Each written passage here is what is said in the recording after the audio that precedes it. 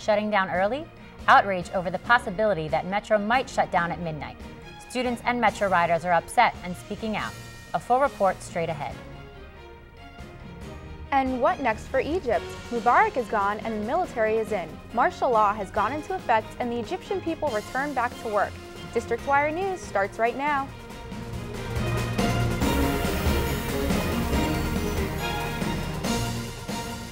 Good evening. I'm Kelsey Edgerly.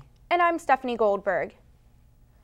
As Metro's Board of Directors prepares their 2012 budget, they are considering new ways to save money. One of their ideas might not be appealing to college students. Darian Diolio has the details. Metro may be cutting back on late-night services to balance its budget.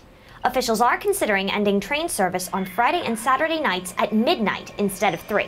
At its February 10th meeting, Metro's Board of Directors discussed ways to close a $72 million gap in its proposed budget for 2012 and to make necessary system repairs. Metro Deputy General Manager David Kubicek said closing early on weekends could save Metro workers about 45 days of maintenance per year. Metro also estimates that about $50 million could be saved by cutting weekend hours, which means American University students will have to rethink how they get around on weekends. I think we all know that people like to go out on Friday and Saturday, and we don't always like to be back for bedtime at midnight. On those nights when we do decide to come home, it's occasionally after dark. This isn't the first time Metro has considered cutting weekend services. The board discussed cutting hours last year to balance the budget, but the idea was ultimately rejected. Metro officials have not yet made any solid plans to cut weekend service. Darian Diolio, District Wire News. Pepco is giving a huge handout to their shareholders. The power company has announced they will make a $60 million dividend payment to shareholders to try to make up for leaving people without power last month. The January 26th snowstorm left 220,000 Pepco customers in the D.C. metro region without power. The dividend is 3 times larger than the PEP 2009. Just days after Egypt's President Mubarak stepped down, new protests emerge across Cairo. This time, the demonstrators are police officers. These protests come as Egypt's military leaders took control and urged reporters to return to their jobs. CNN's Andy Rose reports.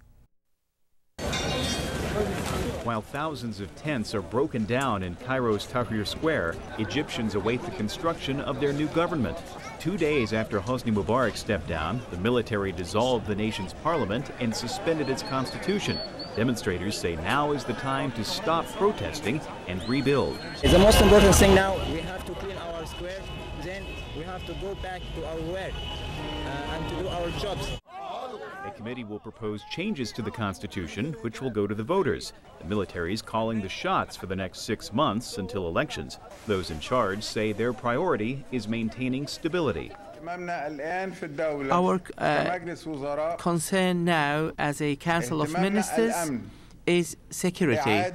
But leading Egyptian opposition leader Mohammed El-Baradei says too many questions still exist. I am frankly started to get worried because we thought that the army would lay out the roadmap for the transitional period. So far they have done nothing of that. They have been talking to each other. They haven't talked to the people.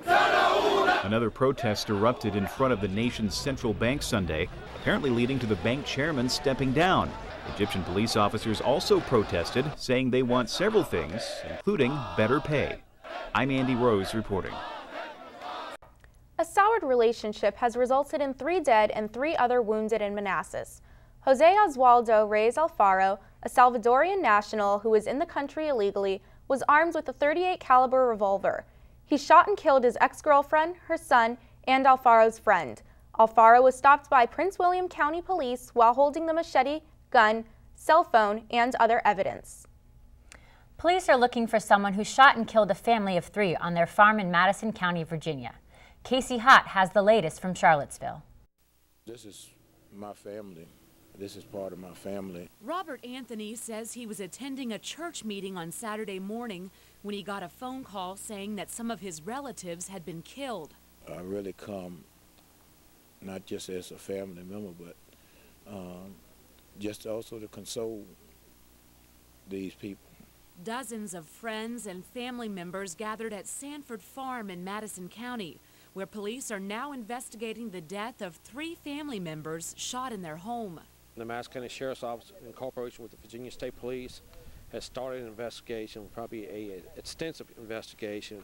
Madison County Sheriff Eric Weaver says he expects the investigation to continue through Sunday. We have additional manpower, additional equipment coming to the scene to assist in this investigation. In the meantime, those close to the victims are left wondering exactly what happened to a family described as friendly and loving. This is a terrible tragedy, where it's a husband and wife and one of the children